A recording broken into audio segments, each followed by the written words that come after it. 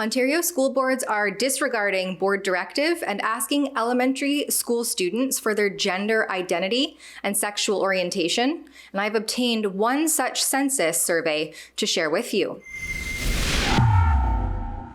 Tamara Ugolini here with Rebel News, about to show you the kinds of surveys infiltrating Ontario schools in an attempt to, solicit the data responses of minors to apparently better inform school boards on how to identify and eliminate alleged barriers to student success, inclusion, and well-being, and to create effective programs to increase student services. It sounds fluffy and benign until you look at the surveys themselves, which is why we've launched a campaign at stopclassroomgrooming.com, urging Ontario's Education Minister Stephen Lecce to immediately investigate the inappropriate sexual nature of these census directed toward innocent children, often without their parents' knowledge or consent.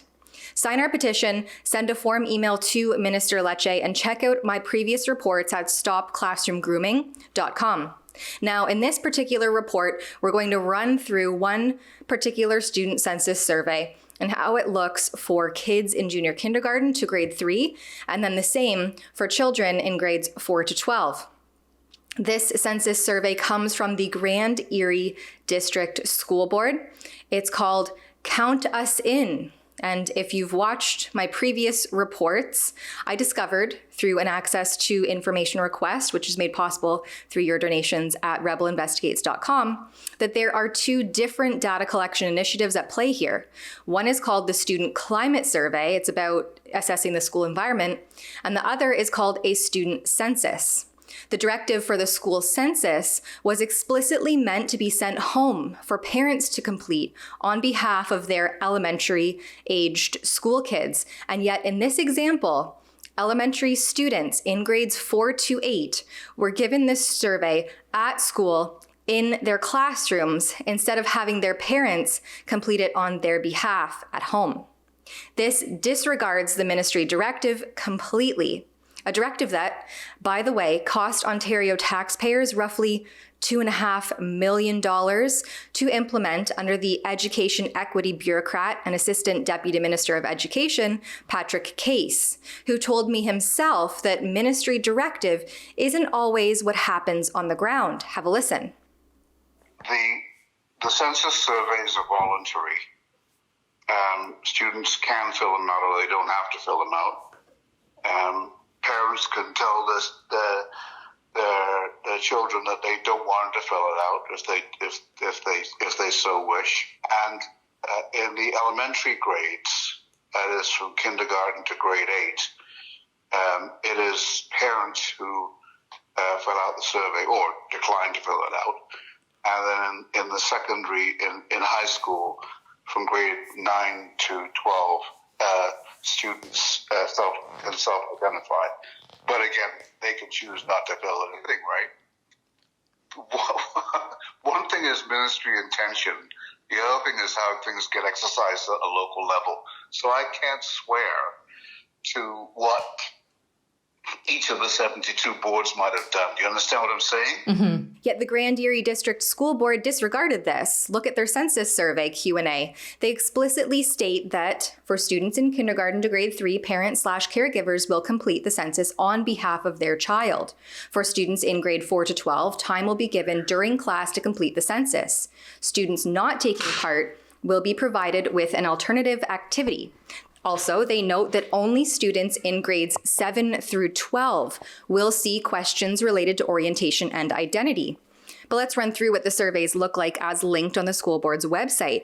So this one says right in the title that it is for the parents of children in kindergarten to grade 3. It asks if they identify as Six Nation, Mississaugas of the Credit, First Nations, Métis, or Inuit.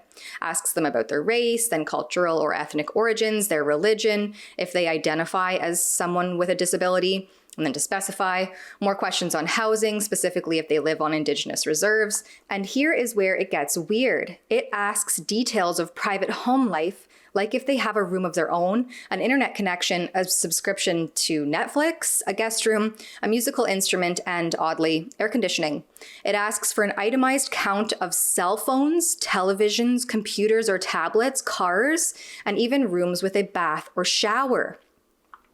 Moving on to the grade 4 and up survey, it doesn't have the parents' stipulation in the title, despite, again, that ministry directive, nor does it appear to differentiate between grades 4 to 7, which only those older grades were supposed to be asked for their gender identity and sexual orientation. It asks the same introductory questions as the younger demographic survey, but then question 6 gets really odd. How do you identify your sexual orientation, which is described as a person's emotional, romantic, and/or sexual attraction to another person, and they can, of course, select any and all that apply. So asexual is no sexual attraction. Bisexual is the attraction to both male and female identified people. Gay is attraction to same sex and/or gender. Lesbian is female identified person attracted to female identified person. Pansexual is an attraction to people of diverse sexes and/or genders.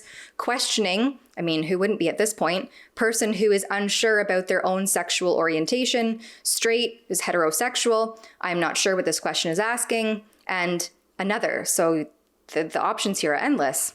Then it goes on to ask, how do you identify your gender? Which is described as a person's internal and deeply felt sense of being a man, a woman, both, neither, or having another identity on the gender spectrum. A person's gender identity may be different from the sex assigned at birth, and again, they can select any or all that apply.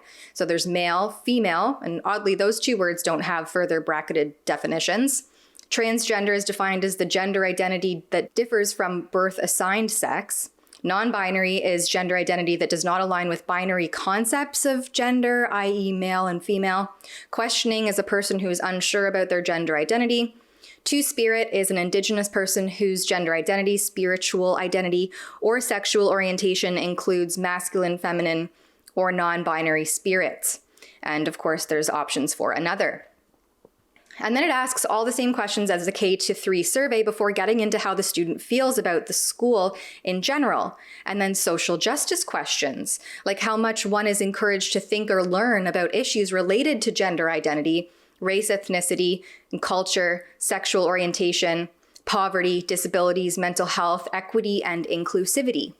Next question asks, at my school, I see people who look like me reflected positively in, and lists pictures, posters in the school, displays of student work, materials teachers use in class, topics we study in class, extracurricular activities, special events and celebrations, and school publications. Then it asks what the main reasons are for student absences or lateness. It seems like even if there are principal teachers who do not want to go down this radical gender ideology rabbit hole and grooming of young school-aged minds through sexually explicit literature and curriculum, they may be targeted by feedback asked of unsuspecting innocent minors by way of taxpayer-funded census surveys that, again, were never meant to be completed in the classroom.